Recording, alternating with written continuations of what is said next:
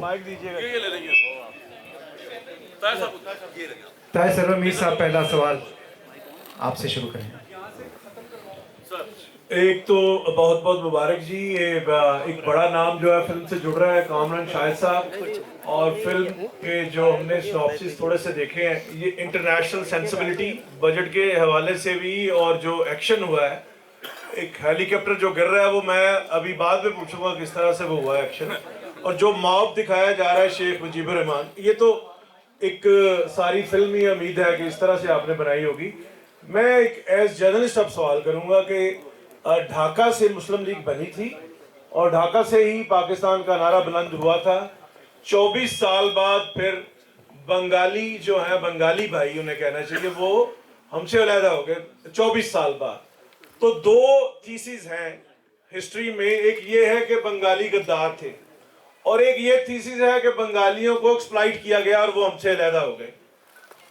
आप जिस तरह से जर्नलिज्म कर रहे हैं, न्यूट्रल और बड़ी दबंग, हम वही आपसे एक्सपेक्ट करते हैं कि आपने हिस्ट्री में कहीं ISPR से पैसे लेके उस तरह से नहीं फिल्म बनाई है, अपने पैसे से फिल्म बनाई है। मेरा ये सवाल है, जैसे आप सवाल करते हैं उसी तरह प्लीज जवाब दीजिएगा। नहायत चुपता हुआ सवाल नहायत प्यार से पूछा है ना। इसके प्रोड्यूसर जो है ना, आवाज आ रही है? आवाज आ रही? जी जी आ रही। प्रोड्यूसर्स हैं शाहिद फिल्म्स, बैनियो। तो इसका जो माली मामलात है वो मेरे ख्याल से शाहिद साहब उसका जवाब बेहतर दे सकेंगे, नॉट टू माई नॉलेज। हाँ, ISPR से हमने बेसिकली ये रिक्वेस्ट की थी कि आप हमें अपने लॉजिस्टिक रेंट आउट कर दें, तो उन्होंने कहा जी इस तरह तो हम करते ही नहीं है, तो आप बताएं आपका क्या वो है। तो मैंने अपना स्क्रिप्ट ISPR के साथ शेयर नहीं किया, ये रिकॉर्ड पे बता दूँ। मेरा स्क्रिप्ट उन्होंने वेट भी नहीं किया, मेरे स्क्रिप्ट का उन्हें पता भी नहीं क्या है। उनको सिर्फ इतना पता था कि फिल्म बन रही, क्योंकि हमने उनसे कहा कि आप हमें कुछ टैंक्स दे दें, कुछ उस ज़माने की एम्यूनेशन दे दें। फिर नेवी को रिक्वेस्ट की कि हमें उस ज़माने की बोट्स दे दें जो आप डिस्ट्रॉयर 1970s की जो है। इसके अलावा बहुत सा जो काम आप देख रहे हैं वो एक्चुअल लॉजिस्टिक्स है भी नहीं, उनमें बहुत ज़्यादा हॉलीवुड से 3D हुआ हुआ है, लेट सपोज। तो वो लग ऐसे रहा होगा जैसे कि वो फौज की कोई चीज़ है, लेकिन वो हमारा अपना वो। तो ये फिल्म जो है कतल ISPR का एजेंडा नहीं। आप इसका जब स्क्रिप्ट देखेंगे तो आपको पता चलेगा। और मैंने कोशिश की है कि जब शेख मुजीब के रोल में महमूद असलम साहब जैसे बड़े एक्टर को लिया गया, और इंदिरा गांधी के रोल में सुबीना पिज़ा साहब जितनी बड़ी आर्टिस्ट है वो, तो ना ये इस तरह के लोग हैं जो किसी डेरोगेटरी रोल के अंदर आ जाएं, और ना मेरा मंशा था। इसलिए आप स्टैचू देखें ना क्या लिया गया, जो इनका इंटेग्रिटी थी इनके कैरेक्टर्स की, जो इनकी ऑनेस्टी थी, जो बंगाली नेशनलिज्म शेख मुजीब का था, हमने उसको उस ऑनेस्टी से दिखा दिया। जिस चीज़ में हिंदुस्तान प्राइड करता है 71 को लेके ताहिर साहब, वो हमने उसको दिखा दिया उस तरह। बाकी बंगालियों को, बंगाली हमारे भाई हैं, और हमने उसमें भी नैरेटिव ये रखा है कि बंगाली हमारे भाई हैं, लेकिन अब उसके अंदर जो मुक्ति बहानी का रोल है, जो हिंदुस्तान खुद प्राइड फील करता है, वो बड़ा थोड़ा सा रोल है। इस फिल्म को आप प्राइमरली एक एंटरटेनिंग रोमांटिक म्यूजिक सागा देखें, और क्योंकि वो हालात 71 के अपनी दिखाने पड़ने थे, तो अब उसमें तो फिर जंगो जदल सिविल वॉर चल रही थी, उतना हिस्सा तो उसमें आया है। But this film is not all about the political narrative. मतलब इनके रोल बड़े स्ट्रॉन्ग हैं, लेकिन ऑब्वियसली जो लीड कर रहे हैं वो रोमांटिक कास्ट ही लीड कर रही है। अगरचे इम्पैक्ट वाइज इनका रोल बहुत बड़ा रोल है। सोहेल साहब बहुत ही वर्सटाइल रोल में इसके अंदर आए हैं, लेकिन सोहेल साहब जिस रोल के अंदर आए हैं उसका पॉलिटिक्स से कोई ताल्लुक नहीं है, वो टोटली रोमांटिक। तो इसको आप एक रोमांटिक एंटरटेनमेंट फिल्म देखें।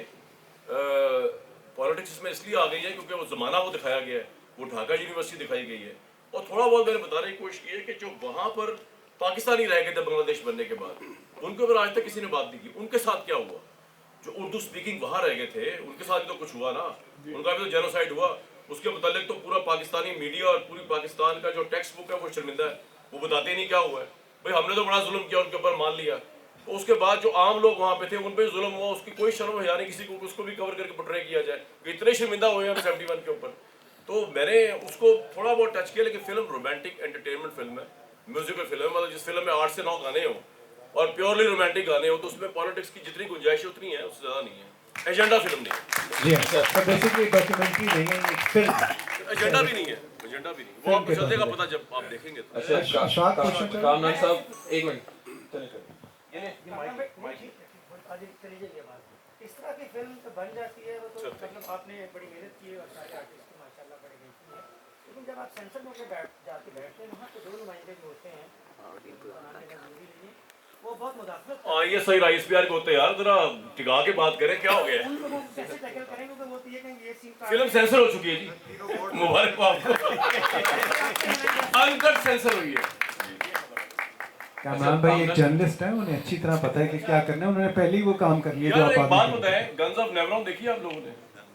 और जितनी वर्ल्ड वॉर 2 में फिल्में बनी हैं, उसमें हिटलर को पागल दिखाया, वो पागल नहीं था। इनको हमने पागल नहीं दिखाया, शेख मुजीब के कैरेक्टर को हमने, इंदिरा गांधी को पागल नहीं दिखाया, हमने उनको बड़ी इज्जत दी। हमने दुश्मन को इस तरह नहीं, हमने उसको दुश्मन डील नहीं किया था, करेक्टर डील किया था। देखिएगा आपको मजा आएगा। अच्छा कामरान भाई, ठाकुर साहब, कामरान भाई आपकी सलाहियत पे तो पहले ही एतबार था, लेकिन बाकी लोगों से एक मिनट सवाल बाकियों से भी करेंगे। आप हमारे सामने पहली बार आए हैं, इसलिए आपसे सवाल पूछ रहे हैं।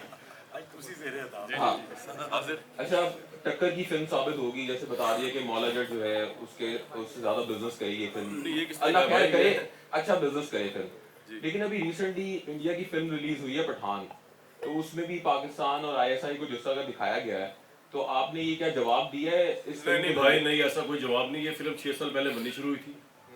ये फिल्म जो है कंप्लीट हो गई थी आज से कोई 6 माह 7-8 माह पहले। तो पठान का तो मुझे पता ही नहीं, उसमें ना मैंने देखी है ना उसका क्यों किसी फिल्म का जवाब नहीं यार। ये आप लोग जो लोग सोचते हैं इस तरह के, कोई किसी का जवाब, बिल्कुल भी जवाब नहीं। मैंने किसी का जवाब, ये कमर्शियल फिल्म है। देना चाहिए ना, बॉलीवुड जिस तरह पाकिस्तान को बदनाम कर 6 साल पहले का स्क्रिप्ट है नहीं यार, बॉलीवुड कर रहा है बदनाम, तो वो फिर चले अपनी बात करते हैं। गवर्नमेंट की फिल्म थोड़ी है ना, ये किसी इदारे की फिल्म है ना गवर्नमेंट की फिल्म है। मैंने तो इसको, हाँ मुझे दुनिया न्यूज़ ने बहुत इसमें हेल्प आउट किया, लेकिन दुनिया न्यूज़ भी इसका मीडिया पार्टनर नहीं है। तो ये शायद फिल्म की फिल्म है और मांडीवाला एंटरटेनमेंट की डिस्ट्रीब्यूटर। अच्छा जी, मेरा नाम ठाकुर लाहौरी अखबार जहाँ से। सबसे पहले तो आपको बहुत मुबारक हो, सर बहुत शुक्रिया कमाल कर दिया आपने। Sir, thank you. और मैंने रियाज शाहिद साहब को तो नहीं देखा, ये कामरान शाहिद को देख रहा हूँ अपने सामने।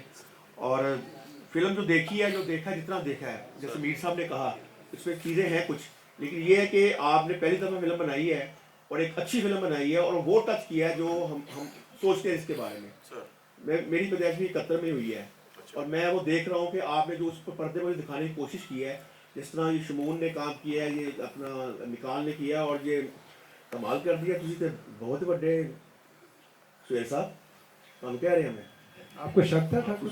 नहीं, मुझे शक नहीं, अब यकीन हो गया कि सुहेल साहब ने जो भी किरदार किया और कमाल किया है। मैं सिर्फ आपको मुबारकबाद देना चाहता हूँ, आप शेख मुजीब साहब। इनको आपने कुछ नहीं कमाल। किया, कैरेक्टर किया सर। नहीं, बात ये है कि इनकी सिक्योरिटी का जरा थोड़ा बंदोबस्त कर ले। नहीं, आर्टिस्ट है।